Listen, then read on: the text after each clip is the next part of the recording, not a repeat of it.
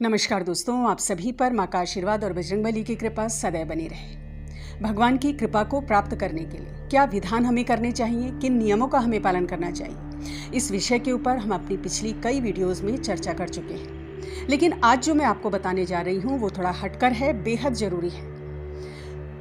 अगर आप बहुत पूजा पाठ कर रहे हैं और उसके बाद भी अगर आपको पूजा पाठ का फल नहीं प्राप्त हो रहा है तो ये वीडियो आपको जरूर देखनी चाहिए और शुरू से अंत तक आपको पूरी देखनी चाहिए, क्योंकि इस वीडियो में जो हम बात करने जा रहे हैं, जिस विषय के ऊपर हम बात करने जा रहे हैं, वो किसी भी पूजा पाठ मंत्र जाप की सफलता के लिए बहुत जरूरी है।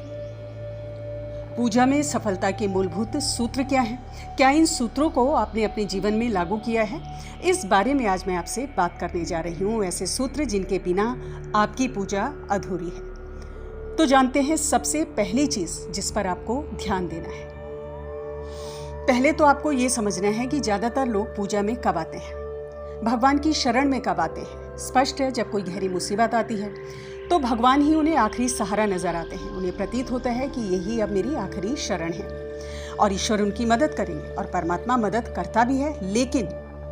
लेकिन पूजा में सबसे जरूरी चीज जो है वो है आप कितने भाव से परमात्मा से जुड़े हो। सिर्फ परेशानी को दूर करने के लिए, आप अपने ऊपर बड़ी किसी मुसीबत को टालने के लिए अगर आप पूजा शुरू कर रहे हो, ईश्वर से जुड़े हो, भाव नहीं है इष्ट के लिए, जिस भगवान की आप पूजा कर रहे हो, तो फल आपको कहाँ से प्राप्त होगा। दोस्तों, एक घटना के बारे में मैं आपको बताना चाहूँगी जो अभी कुछ दिन पहले ही घटी है मेरे साथ। एक महिला से मेरी बात हुई और करीब 1 साल से वो महिला महाविद्या की साधना कर रही हैं, जो किसी ने उन्हें बताई थी।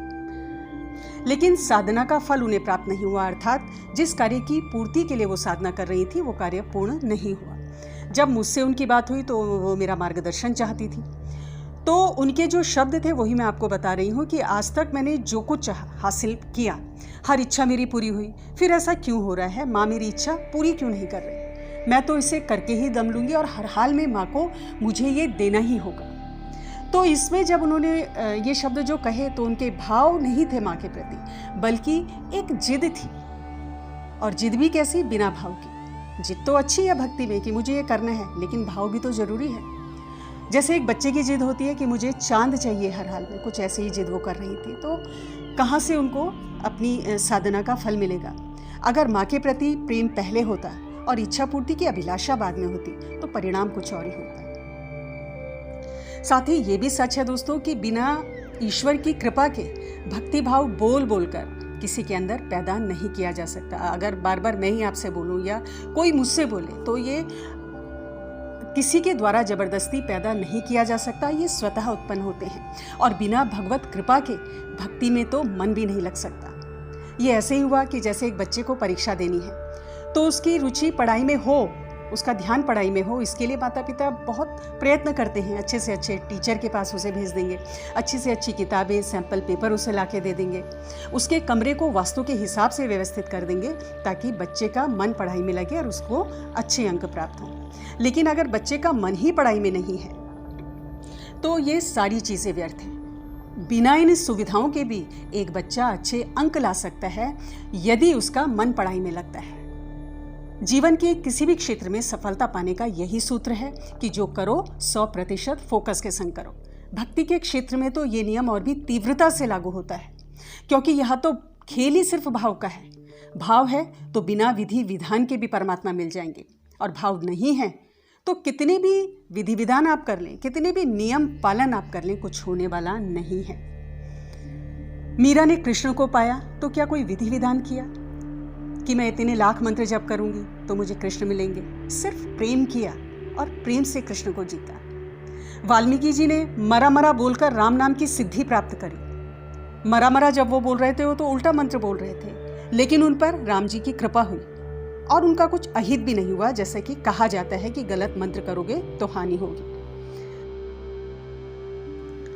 रामकृष्ण परमहंस जी को जब माँ काली के दर्शन होते थे तो वो भाव था उनके मन में, इस भाव से उन्होंने माँ को जीता था। भाव ऐसे हो दोस्तों कि इष्ट के स्मरण मात्र से मन आनंदित हो जाए, अभीष्ट का ध्यान न रहे कि हम किस अभिलाषा की पूर्ति के लिए पूजा कर रहे हैं। आंखों में प्रेम के आंसू आ जाए, परमात्मा को पाने की तड़प हो, ना कि साधना में सफलता की। तो आपकी पूजा पाठ को सफल होने से कोई नहीं रोक सकता, बड़ी से बड़ी शक्ति नहीं रोक सकती। तो भाव का ध्यान रखें। अब आते हैं दूसरी चीज पर। पहले मैं एक प्रश्न आपसे कर रही हूं कि क्या आपने पूजा में, अपनी साधना में परमात्मा से आध्यात्मिक उन्नति की, उनकी भक्ति की, उनके आध्यात्मिक मार्गदर्शन के लिए प्रार्थना की है क्या कभी? आप पूछिए अपने से, क्योंकि ज्यादातर लोग अपनी समस्याओं में घिरे हुए रहते हैं, अपनी परेशानियों से ग्रसित होते हैं और समस्याओं के निवारण की प्रार्थना ही करते हैं। सबसे पहले जो चीज़ आपको भगवान को रोज कहनी चाहिए, जो भी आपके इष्ट हैं उनका नाम लेते हुए कहें कि हे परमात्मा, मुझे अपनी भक्ति दे, आध्यात्मिक मार्गदर्शन करें, आध्यात्मिक उन्नति की ओर मुझे अग्रसर करें। ये सब वचन आपको पूजा में सबसे पहले बोलने चाहिए और जो भी आपकी मनोकामना है वो बाद में उसका नंबर लगाएं। ठीक है? भगवान से बड़ा मार्गदर्शन और कौन दे सकता है? भगवान से बड़ा गुरु कौन हो सकता है? अगर हम अपनी नित्य की पूजा में ये शब्द दोहराते हैं तो कुछ समय में आप देखेंगे कि ईश्वर की तरफ से आपको मार्गदर्शन मिलना शुरू हो जाता है। भगवान हमें निराश नहीं करते, किसी न किसी तरीके से मार्गदर्शन करते हैं। या तो कोई आपको ऐसा आध्यात्मिक पुरुष मिल जाएगा, कोई भी ऐसा आध्यात्मिक मार्गदर्शन भौतिक जगत में मिल जाएगा जो आपको आगे तक ले जाएगा। साथ ही दोस्तों, भगवान से उनकी भक्ति मांगे, क्योंकि बिना उनकी कृपा के हम उनकी भक्ति भी नहीं कर सकते। और जब संपूर्ण भक्ति से, पूरी निष्ठा से हम उनका नाम जपते हैं, उनकी भक्ति हमें प्राप्त होती है, तो पूजा में सफलता मिलती ही मिलती है। बड़े बड़े मंत्र अनुष्ठान जब हम लोग करते हैं, 1.25 लाख, 5 लाख, 9 लाख, तो कई साधकों की ऊर्जा बस इसी चीज में निहित हो जाती है कि बस ये निपटाना है, साधना पूरी करनी है, सिद्धि प्राप्त करनी है। तो बहुत तीव्रता से मंत्र जाप करते हैं, जबकि साधना में गहराई ज्यादा मायने रखती है, लंबाई नहीं। छोटे अनुष्ठान भी यदि आप सही तरीके से करते हैं तो सफलता आपको जरूर मिलती है। तो दोस्तों, परमात्मा से उनकी भक्ति के लिए, आध्यात्मिक मार्गदर्शन के लिए उनसे प्रार्थना करें तो साधना का सही अर्थ आप समझेंगे, पूजा का सही अर्थ आप समझेंगे और फिर आपको पूजा में सफलता अवश्य प्राप्त होगी। अब चलते हैं तीसरे पॉइंट की तरफ कि आप इतना कुछ भगवान से मांग रहे हो, यानी सबसे बहुमूल्य संपदा आप ईश्वर से मांग रहे हो कि ईश्वर की भक्ति, उनका मार्गदर्शन आप मांग रहे हो। बदले में भगवान को क्या समर्पित कर रहे हो? क्योंकि भगवान को भौतिक जो भी आप उन्हें भोग लगाते हो उससे ज़्यादा कुछ चाहिए। और चिंता न करें, भगवान आपसे कुछ भी बहुमूल्य सामग्री की अपेक्षा नहीं करते।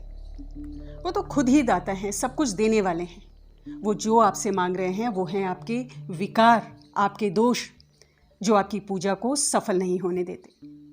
भगवान के मंदिर की हम खूब रगड़ रगड़ कर सफाई करते हैं, भगवान की सामग्री को खूब चमका कर रखते हैं, मंदिर में रोशनी करते हैं और देख देख के खुश होते हैं, क्योंकि हम वहाँ पे पूजा भी कर रहे हैं और ये देख के खुश होते हैं कि हमने प्रभु की बहुत सेवा करी। लेकिन क्या आपने वाकई ईश्वर की सेवा की, अपने इष्ट की सेवा की? जरा अपने अंतर मन में झांक कर देखिए, अपने चित्त में झांक कर देखिए। आपको वहाँ बहुत कबाड़ मिलेगा, बहुत मैल मिलेगा। क्रोध, अहंकार, भय, द्वेष, इन चीज़ों से भरा हुआ हमारा मन जब होगा, जहाँ भगवान को हमें स्थापित करना है, जो वास्तविक रूप में मंदिर है, क्योंकि मन ही मंदिर है। क्योंकि बाहर जो आप भौतिक चीजों से बना हुआ मंदिर स्थापित कर रहे हैं वो तो प्रतीक है हमारी आस्था का।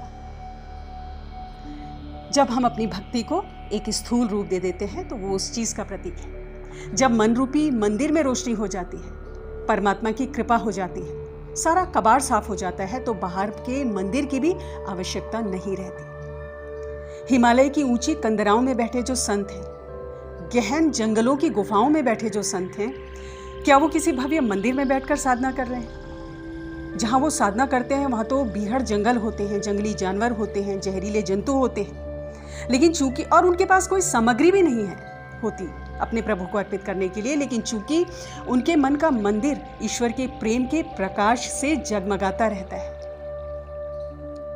तो उन्हें बाहर भव्य मंदिर की आवश्यकता ही नहीं। और दुर्लभ सिद्धियां ऐसे ही सिद्ध पुरुष प्राप्त करते हैं। भोलेनाथ को आप देखेंगे हमेशा ध्यान में दिखाया जाता है। भोलेनाथ तो अघोरी हैं, पूरा हिमालय उनका वास है, वनों में रहते हैं। वो जो ध्यान करते हैं वो किसी भव्य मंदिर में बैठकर नहीं करते, वो अपने आत्म स्वरूप का ही ध्यान करते हैं और जंगलों में बैठकर ध्यान करते हैं। कहने का तात्पर्य है कि मन रूपी मंदिर की स्वच्छता का भी ध्यान अगर आप ऐसे ही रखें जैसे आप अपने भौतिक मंदिर की स्वच्छता का ध्यान रख रहे हैं। तो याद रखिए मेरी बात, बिना पूजा के भी ईश्वर मिल जाएंगे। इधर पूजा से आप उठे, थोड़ा सा गुस्सा आया, किसी ने कुछ कह दिया तो चला दिए शब्दों के बाण। विडंबना है कि ईश्वर से हम रोज क्षमा याचना करते हैं, अपनी गलतियों की माफ़ी मांगते हैं, अपने पापों की क्षमा मांगते हैं, लेकिन खुद किसी को क्षमा करने को राजी नहीं।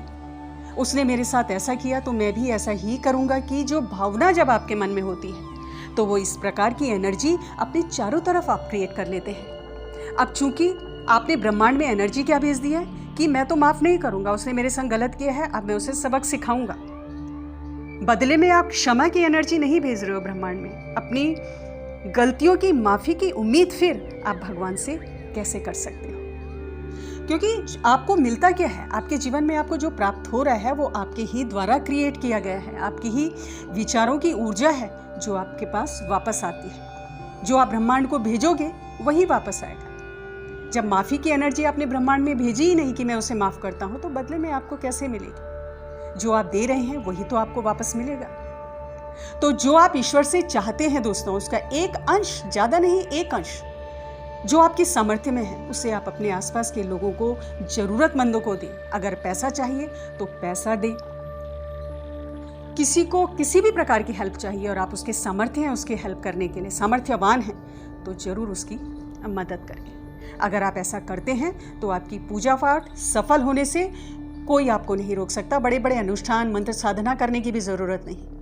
थोड़े से मंत्र जाप से, भाव से सिर्फ ईश्वर का नाम भी लेंगे तो आप देखें कैसे आपके सारे काम आपके जीवन में बनते चले जाते हैं और आपका जीवन खुशी के रंगों से सरोबार हो जाता है। आज की वीडियो में इतना ही। अगली वीडियो में बहुत जल्द मिलती हूँ। तब तक के लिए आप अपना ध्यान रखें, स्वस्थ रहें, खुश रहें, मस्त रहें। जय माता दी, जय बजरंगबली।